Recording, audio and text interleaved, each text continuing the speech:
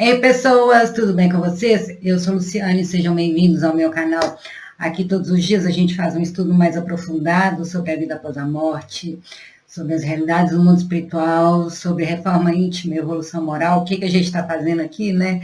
E aí é para estudar um pouquinho o que esses grandes já deixaram para nós, principalmente baseado no ensinamento de Jesus, para que a gente possa ter uma vida reta, para que a gente se torne pessoas virtuosas, para que a gente tenha o Evangelho como guia, como farol, para resolver as questões do dia a dia.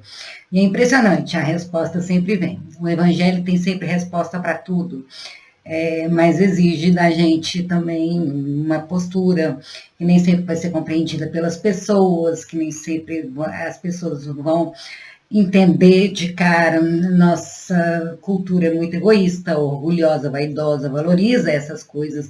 E aí, de repente, a gente vem com essa proposta do Evangelho, de ser humilde, manso, pacífico, de perdoar. Isso incomoda as pessoas, porque se as pessoas são o nosso espelho, a gente é o espelho das pessoas. E simplesmente incomoda.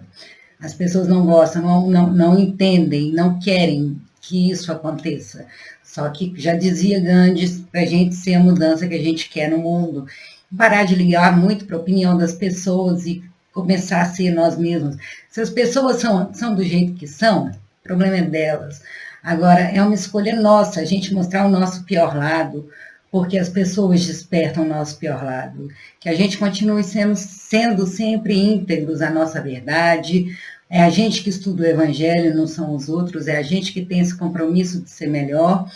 E procurar tratar bem essas pessoas, mas procurar estar perto de pessoas que despertem o melhor na gente. Às vezes não dá, às vezes é um parente, alguém muito próximo, mas aceitar, perdoar, relevar, procurar trabalhar os nossos limites internos, de aumentar a nossa capacidade de tolerância, de paciência, de afeto, de perdão, de amor próprio, para que essas pessoas não despertem o pior na gente. Eu acho que é essa a proposta do Evangelho, quando a gente começa a aplicar na prática. Eu sou a primeira que ouve o que eu estou lendo. É uma reflexão desse texto aqui que saiu para mim hoje. As pessoas, elas são nossos mestres. Quando elas fazem alguma coisa que nos incomoda, a gente imediatamente vai lá e culpa o outro. A gente acusa, mas na verdade o trabalho é entender por que essa pessoa está me mostrando a meu respeito, que eu posso melhorar para que ela não me afete. Aí a gente começa a aplicar o Evangelho na prática. E assim, vou ler hoje um texto do livro Pontos e Apólogos, psicografado pelo Chico Xavier, escrito pelo irmão X, me fala exatamente isso. Quando a gente está fazendo alguma coisa que está transformando, que a gente está se destacando, que a gente está aparecendo e que a gente está destoando dos outros, vai incomodar. O único jeito da gente não ser criticado é se a gente deitar numa cama e dormir. E uma das estratégias mais eficientes dos espíritos das trevas, dos nossos irmãozinhos menos evoluídos, para que a gente pare de fazer a obra de Deus, é fazer a gente mergulhar na tristeza, para achar que a gente não vale nada, que por causa das nossas imperfeições, a gente não é digno de fazer o trabalho de Deus, de espalhar a sementeira de Deus. E eles geralmente conseguem, porque nós somos muito imperfeitos, e à medida que a gente começa a se conhecer, a estudar o Evangelho, a gente tem essa consciência do tão distante que a gente está daquilo, do nosso ideal, do que a gente gostaria que fosse, mas deixar de fazer o que tem que ser feito por causa das nossas imperfeições, deitar na cama, dormir, desistir, não querer aparecer para que as pessoas não nos critiquem, é a pior das hipóteses. Vamos seguir em frente, caminhando um passo de cada vez. Se está incomodando, é porque as pessoas estão nos reparando, e nem Jesus foi unanimidade. Por que a gente tem que querer ser? O nome disso também é vaidade. A gente se sentir muito melindroso com as críticas. É claro que dói, é claro que todo mundo quer ser aceito, todo mundo quer ser pertencente a um grupo. Nós somos seres sociais, nós temos essa necessidade de pertencer, e quando vem as críticas dá aquela sensação de rejeição, de não pertencimento, Mas a gente tem que ser seletivo com as pessoas que andam perto da gente, para que as críticas que venham sejam construtivas, sejam críticas que realmente de pessoas que querem o nosso bem, e que a gente saiba se tornar imune também às críticas, que a gente aprenda a trabalhar a nossa vaidade de não precisar agradar a todo mundo, de não se sentir diminuído, porque as pessoas não nos veem como gostaria que viesse. A gente não vai conseguir agradar a todos, a gente tem que agradar a nós mesmos. A gente não pode fazer nada do que a gente faz esperando retorno externo, esperando a validação externa, mas a gente tem que fazer tudo o que a gente faz porque a gente se sente bem com isso, porque é uma coisa que alimenta a nossa alma, porque é algo que nos preenche. Então, vamos ler o texto, né?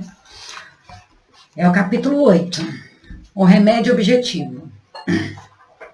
Isidoro Viana, colaborador nos serviços da caridade cristã, não obstante o devotamento com que se entregara aos princípios evangélicos, torturava-se infinitamente ante os golpes da crítica. Nas sessões do grupo, vivia em queixas constantes. Tão logo se incorporava Policarpo, o benfeitor espiritual que dirigia a casa, intervinha em Isidoro, reclamando: Irmão Policarpo, estou exausto. Que me aconselha? O mau juízo sufoca-me. Se cumpro minhas obrigações, chamam-me de bajulador. Se me afasto do dever durante alguns minutos, acusam-me de preguiçoso. Se tomo a iniciativa do bem, declaram-me afoito. E, se aguardo a cooperação de alguém, classificam-me de tardio. Que fazer? O mentor desencarnado contornava o problema delicadamente e acabava asseverando: o plano terrestre, meu amigo, ainda é de enormes contrastes. A luz é combatida pelas trevas, o mal pelo bem.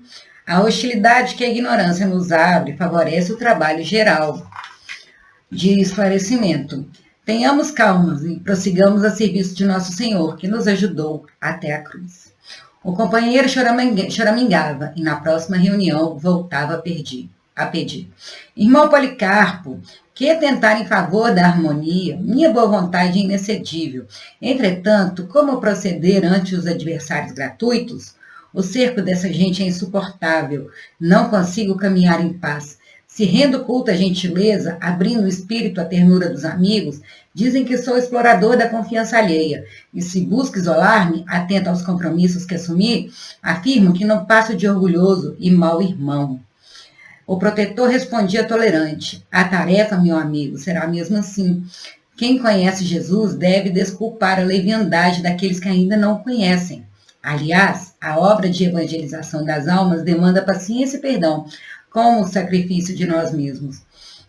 Se não nos dispusermos a sofrer, de algum modo, pela causa do bem vitorioso, quem nos libertará do mal? Tenhamos suficiente valor e imitemos o exemplo de suprema renúncia do Mestre. Isidoro gemia, concordando a contragosto. Contudo, na semana seguinte, repisava: Irmão Policarpo, o que será de mim? A opinião do mundo é obstáculo intransponível. Não aguento mais, em tudo a censura castiga. Se dou recursos materiais, contribuindo nas obras de compaixão fraternal, sou apontado por vaidoso com mania de ostentação. E se procuro retrair-me de alguma sorte, gritam por aí que tenho um coração empedernido e gangrenado. A incompreensão dá para enlouquecer. Como agir? Semelhantes conflitos são injunções da luta santificante. Quem muito fala, aprenderá mais tarde a calar-se. Não se prenda às desarmonias alheias, ligue-se ao bem e acompanhe as sugestões mais nobres.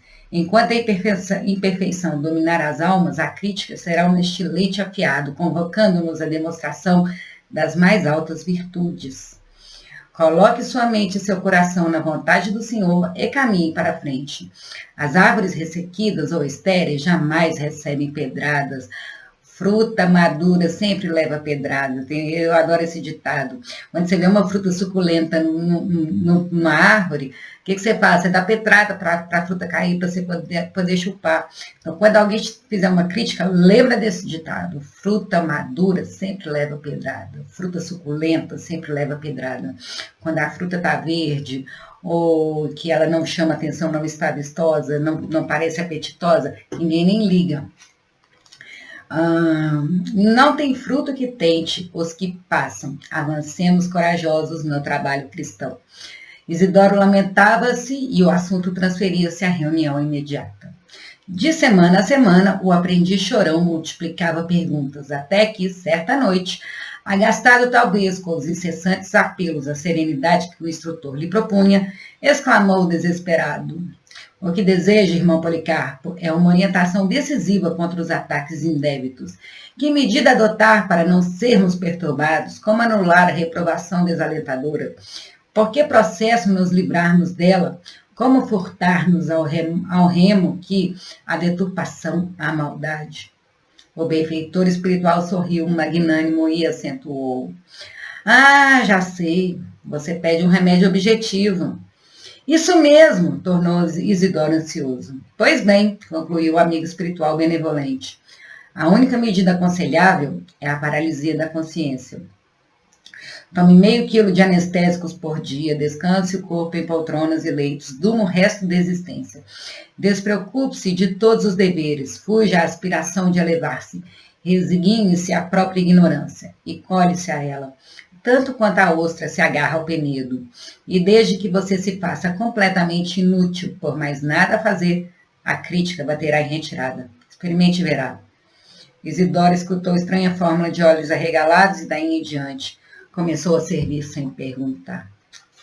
Não é isso, a não ser que a gente se torne pessoas inúteis, que a gente não espalhe, que a gente não se manifeste como nós somos, se a gente está buscando divulgar o evangelho incomoda muita gente, inclusive entre os cristãos.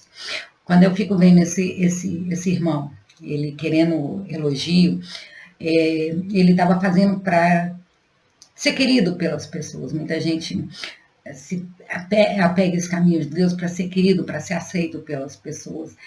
E é um engano, porque esse caminho do evangelho a gente geralmente enfrenta muita gente.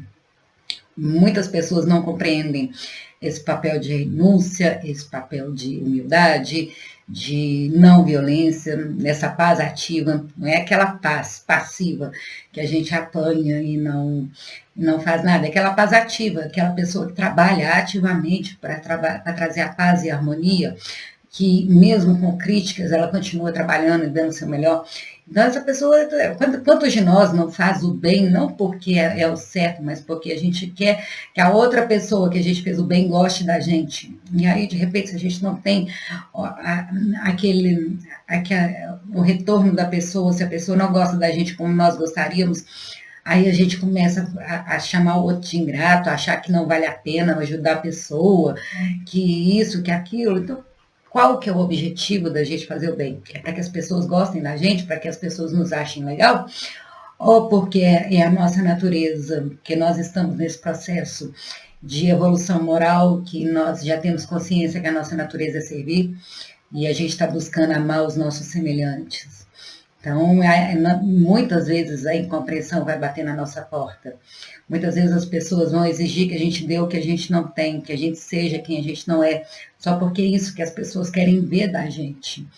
Mas quando a gente coloca Jesus como guia, quando a gente coloca o evangelho como a estrada da nossa vida, a gente tem que entender que a gente tem que parar de esperar ser compreendido pelas pessoas e compreender as pessoas que elas ainda não estão no mesmo momento que a gente. E que tudo que a gente faz porque é um compromisso nosso com Deus, porque é aquela certeza que a gente sabe que está fazendo o que é certo.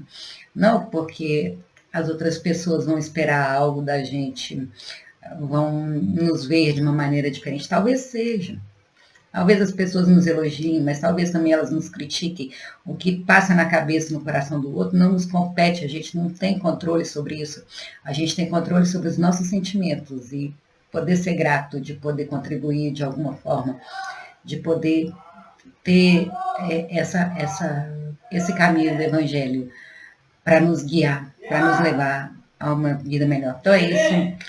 Mensagem dos Espíritos para hoje. Eu sou a primeira que ouve. Se vocês gostaram, curtem, comentem, compartilhem, se inscrevam no canal.